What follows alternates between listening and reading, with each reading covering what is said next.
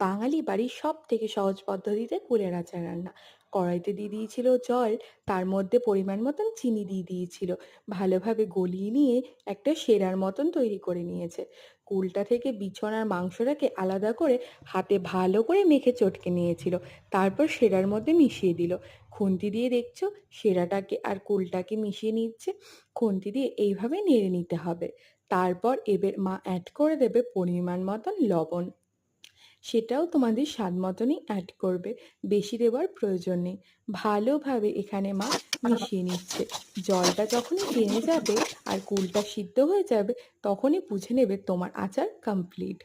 আমাদের আচারটা কমপ্লিট হয়ে গেছে। তোমাদের কেমন লাগলো রেসিপিটা অবশ্যই বলো। দারুণ খেতে হয়েছিল। তোমরা কিন্তু অবশ্যই বাড়িতে এই রেসিপিটা ট্রাই করো। আর আমার মায়ের চ্যানেলটাকে সাবস্ক্রাইব করতে ভুলো না। তোমরা ভালো থেকো। Bye bye.